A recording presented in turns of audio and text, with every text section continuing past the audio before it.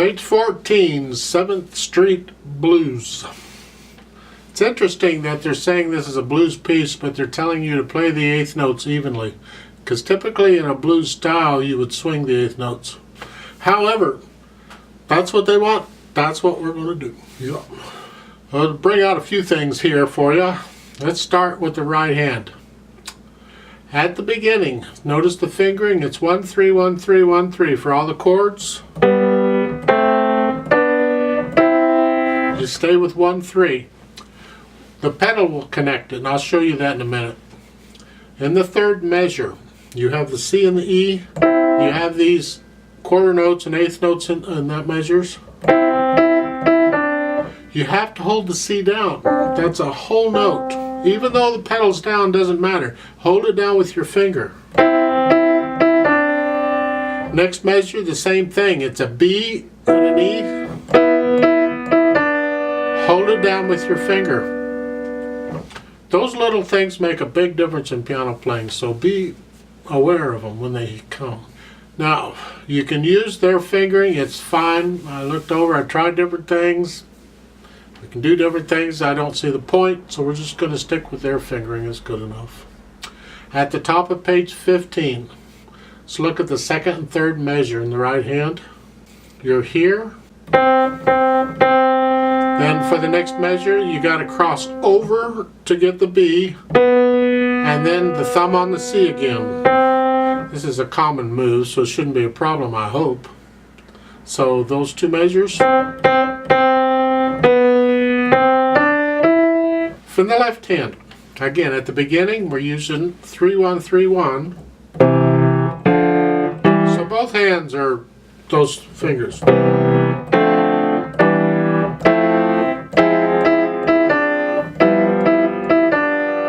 Not bad, huh? I played it way too loud because it's supposed to be really soft and you gradually build up. And then there's a poco rit. Poco means a little. Rit is short for ritardando, which means slow down, so you just slow down a little bit. And then there's a fermata. When we're playing with a metronome, I double the value of the note for a fermata, so I'm going to hold that quarter note D 2 counts. So altogether that D is going to get 2.5 counts because there's an eighth note tied to it. Second line, you're using pretty much 5 and 1 throughout.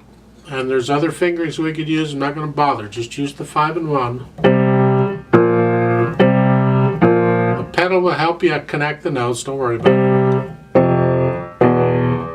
You're moving around so much, the problem's going to be you're going to have to look down at the keyboard and see what you're doing. So the sooner you can develop a feel for where the keys are, the better. Because it would really be helpful if you could move your left hand around without having to look down to see what's going on. So you might practice that. Try playing it without looking at the keyboard and see how close you can get. At the end on page 15, the very bottom there, that fermata, I'm going to hold that for 4 counts instead of 2. Let's talk about the pedal. Good old pedal. I'm going to have to demonstrate the pedal on this one because it's used all over the place. Mostly it's overlapping pedal, legato pedal, where you're going to connect everything. My problem is they're covering up the phrasing, and I like to hear phrasing in music. If you've seen my other videos, how much I harp on phrasing and pedaling according to the phrasing.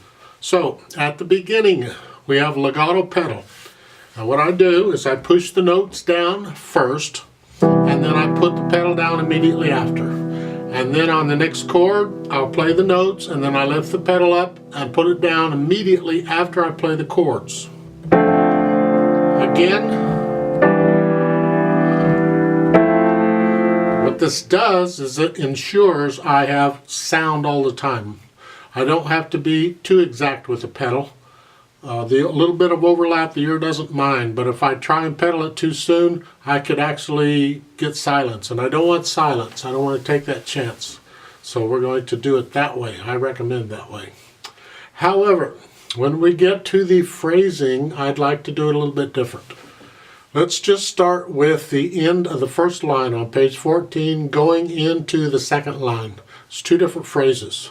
You're ending up here, pedals down, and they're telling you go ahead and get your hands where they go, and then play the notes, and then do the pedal.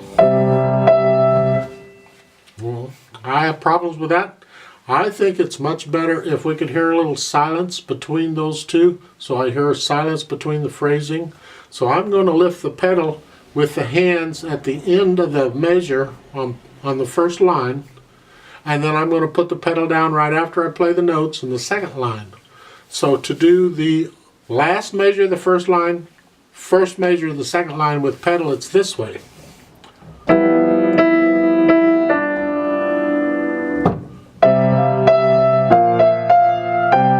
Just a little bit of silence. That was maybe too much silence. The point is, I like to hear the phrasing. Now look at the second line. And this is all over the place. So I'm just going to point it out here, and you can see everywhere else it is. It's 4 measures long in the second line, and they have it marked with the first 2 measures of phrase and the second 2 measures of phrase. But they're pedaling it all together, so it's going to sound like one phrase. In fact, the whole piece almost sounds like one phrase. And I'd like to break that up. I don't like it sounding like that. Now maybe that's what the composer intended. She wants it to all sound like one phrase. Except if she did, why are we doing the phrasing? You know, just leave the phrases out and then we don't have to worry about it. But they put them in. So I recommend on the second line, page 14, going from the second measure to the third measure, that you lift the pedal up with the hands and then put the pedal down right after you play the notes in the third measure, so we get just a little bit of silence. So to demonstrate those 2 measures, it's this.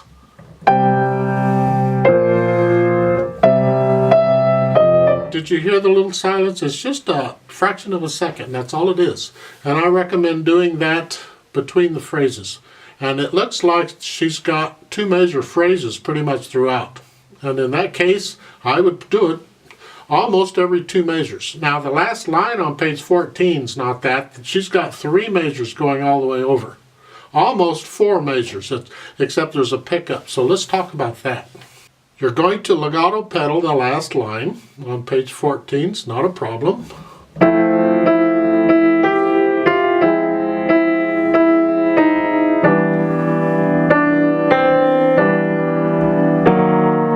There, I recommend lifting the pedal up after you play that last chord in the left hand. Just lift the pedal up and put the pedal down after you play the last note in the right hand. So we hear silence in the right hand, because that's the phrasing, that's where it is. Both hands aren't phrasing. There's no phrasing marked for the left hand. It's only in the right. So I want to hear between the D and the D flat, the last note there, I want to hear a little bit, just a speck of silence, even though the left hand is down. So to demonstrate the last 2 measures of page 14, it's here.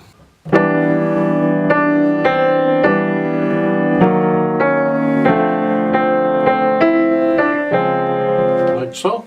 It's my opinion. Page 15 is working basically the same way. You split the phrases, do the pedaling so we can hear silence between the phrases. Now if you prefer it all run together, by all means run it together, but I don't. Now when you get down to the last line on page 15, she's pedaling each time the harmony changes here. The right hand isn't changing, the left hand is changing, so it's... Now to me, those aren't 2-note phrases, those are slurs. And that's different than a phrase, even though it's still a curved line. So I would treat the first 2 measures of the last line on page 15 as one phrase, just like it is, and pedal it legato. Then you can have a little separation in the sound between the second and third measure to start a new phrase. So that last line is like that.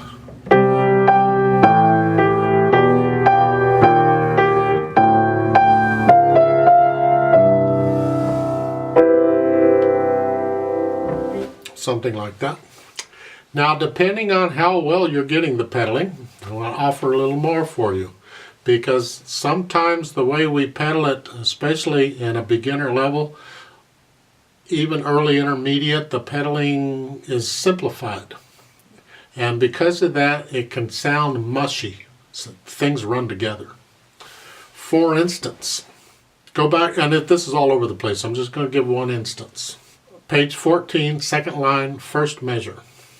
Look at the right hand. You have 2 quarter notes, 2 eighth notes, and then a quarter note. And starting with the eighth notes, you're pedaling all that. You're listening to all that. Ugh. So what you can do to prevent that is when you lift the pedal up after you play the third beat, you can leave the pedal up until you play the last note. That way you're not catching that eighth note E. You're not pedaling that. It's just, so the measure is this. And you do that on each of these. The next measure is the same thing. I lift the pedal up on the third beat and I don't put it down until I play the fourth beat. So it's this way. That way I'm not smearing that. It's it. That's what I'm getting. And I recommend doing that on every measure on this where they've got these eighth notes going, because I think it's a much cleaner sound. Just my opinion, but that's what I think. And that's the way I'm going to do it. In the Play With Me session, I'm going to pedal it that way. Speaking of the Play With Me session, now I'm going to let you do the dynamics and the retards and all that. You can put all that in. Hopefully you can tell where the melody is. It's in the right hand pretty much. So you want to hear the melody, bring that out. So let's try it together slowly so you can get an idea of the rhythm. I haven't talked at all about rhythm. I'm hoping you can get this rhythm by now. If you watch the previous videos for this book, I've gone over those rhythms, and to 1 and 2 and 3 and 4 and thing, you can figure it out. I'll give us 4 counts. This is in 4/4 time, and we'll play it. So you're starting here, and here, foot's on the pedal. 1, 2, ready, go. 2, 3, 4. 1, 2, 3, 4. 1, 2, 3, and 4. 1, 2, 3, and 4. Hold.